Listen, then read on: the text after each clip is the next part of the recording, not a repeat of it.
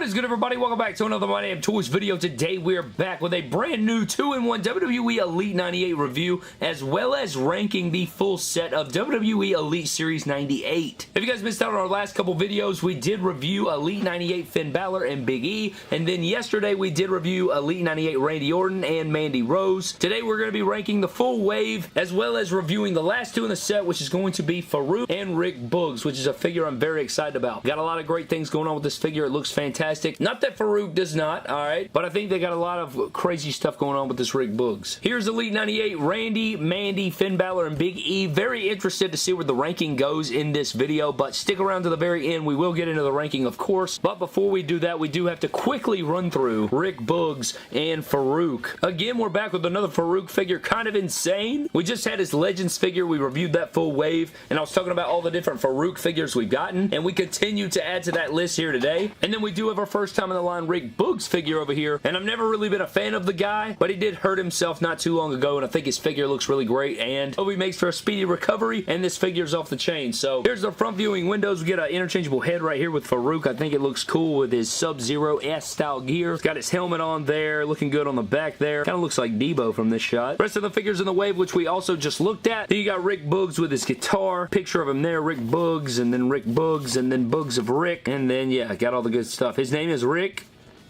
Boogs. More Rick Boogs here, and that is pretty much our packaging for these guys. But we're going to crack these guys out of their packaging, find out what they're about, run through their accessories, and of course the figures themselves, and then we will rank Elite Series 98 from worst to best. Alright guys, so here's Rick Boogs and Farouk out of the packaging. Of course, really liking what I'm seeing here. A lot of details in both of these figures, but I guess that's kind of a common deal nowadays with Mattel and WWE action figures. I feel like they always pour a ton of details nowadays into every figure. With the price increase, I think they have gladly matched the amount of detail and things that you get with these figures, and it just continues to get better and better as we approach Elite Series 100. Not that good of a series. But what we're going to do is run through Farouk's accessories and Farouk really quick, and then we'll get into Rick Boogs' accessories and Rick Boogs, and then we're going to rank Elite Series 98 from worst to best. Alright guys, so getting into Farouk Assad's accessories. He comes with 2 interchangeable head sculpts and then 2 pairs of interchangeable hands. Pretty self-explanatory. Now, the head sculpts are the exact same. I think they capture a pretty young Farouk. I think they do for a pretty good job here. Not just the best head sculpt of all time, but I do think the likeness is there. I like the helmet sculpt. It looks to be accurate for me. Like, obviously, this character is before my time being fully embraced into wrestling, but the silver helmet looks good. I like that this is kind of a soft material. You get the hair under there. You even get the straps coming on. So I like it. I think they did a good job here. Really nice and silver like the helmet actually was. And then you get the exact same head sculpt except for a light blue, kind of a powdery blue color, his helmet. So he looks pretty good here. I like it. A little bit of flesh tone right there on the edge of the helmet, but it is pretty much the exact same head with different painted helmet. And I like the sculpts and stuff of it. I think they did a good job there. But this is pretty much the bulk of the accessories, not including like the coat that's, or you know, kind of the attire that he wears over his gear. But there's that. And then you obviously get interchangeable hands. You got the mic holding hands, which are missing the finger tape, and then you have his fisted hands. And something that I'm noticing about this figure, we'll get into in the comparisons, but it's something I noticed about it. But yeah, that's all for his accessories. Alright guys, so getting into Farouk Assad itself, you know, getting into the head sculpt here, we already covered it, but it does look good in proportion here. Going down, you do have the Sub-Zero S gear. That's just what I think of immediately when I see it. You know, kind of Gladiator-esque, but Sub-Zero is what I think of immediately with the black and blue. You do have the black bicep bands on there. I don't know why they went with this formula instead of the same formula. I guess it's because this piece probably wouldn't fit over that gigantic torso that they gave him on his last Legends figure and then the Hall of Champions version of Farouk. But you do have the nice bands on there. He's very toyetic, you know, he's got a lot of good stuff going on. Again, this isn't removable, man, so, you know, the articulation is involved here. You can probably get it off if you wanted to, but I don't think there's a spot where you can, like, unclasp it and then, you know, take it off the figure. But got the Finn Balor S design here with the triangle in blue. You got the black trunks on there. Nothing underneath. Very quality figure, though. I like the arm size. I like that. You got the blue knee pads, and then you do have the solid black boots. He is on ball joints, I'm pretty sure. I think overall it's a very, like, fun figure, you know, not like, you know, not the figure that everybody just wants and pleads for, but I'm sure there's somebody out there that's been begging for this. Now, I never obtained the Hall of Champions Farouk, but it is cool to see, you know, the Acolytes version, this version, and then the classic Elite 38 there. Really wish all of them were the same skin tone, but it would be cool to see a new APA Elite, like maybe a Elite 2-pack or ringside exclusive 2-pack or something something, updated versions of these guys with double jointed arms, interchangeable hands, better play set of the APA setup, you know, maybe some cards and some cans. I think that would be really sick. Nonetheless, it's cool to see these up next to each other, and I gotta track down one of them, Ron Simmons. Alright guys, so getting into Rick Boogs accessories, his main accessory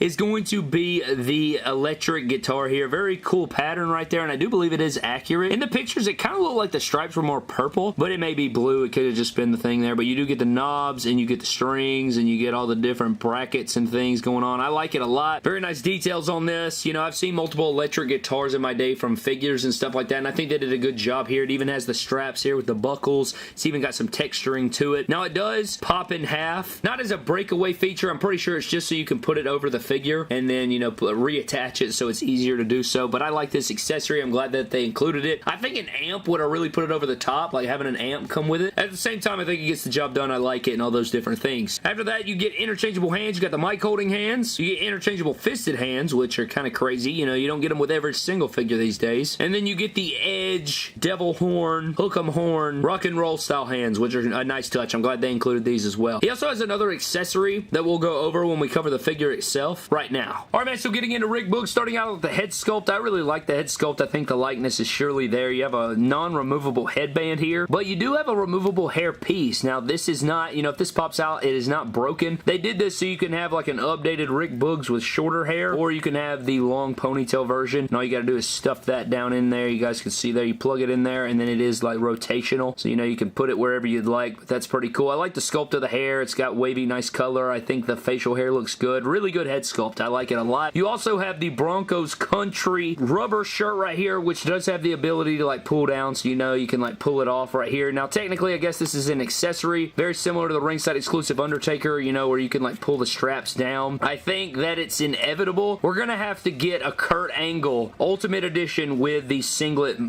being able to get removed down there, but in all seriousness, he does have the Let's Ride in red font. He's got, you know, all the details and buckles on this thing, but it is cool to see the chest tattoo on there, and you can remove this and have him wrestle or pull the straps down, which I like this. I think this is definitely doable. I've heard that it's not durable long term, like it'll fall apart, but I think that it still works for the most part. I think it'd work better as cloth and spandexy, but I still like this a lot. I think that, you know, it gives you a different look, and I think an Ultimate Edition Kurt Angle with this technology would be pretty sick. I approve of it. You have this sort of like jeans or denim style trunks going on there with the details and the shirt, and, you know, kind of that same material there. Got the R&B on the butt for rhythm and blues. You do have the cuffs. Got the thigh cut in there. You got the light blue knee pads, and then you do have these, like, I'm pretty sure these are new boots or wrestling shoes right here. They're not the Jason Jordan mold, and I don't think they're the Kurt Angle mold. These may be new right there, so that is something to note. And I don't like how loose the peg is right there, but overall, this figure is very nice. I like it a lot. My leg was a little bit bent coming out of the packaging, so you may have to heat it up, get it straight, and then run some cold water on it to fix that, but really enjoying the figure. I think that the articulation is nice here. You know, it's buttery smooth. We don't have any Mandy Rose situations going on right here. Arms feel good, double jointed, bicep swivel, all the good stuff. He is on ball joint, so he can split. You got the upper thigh cut, double jointed knee, and he does have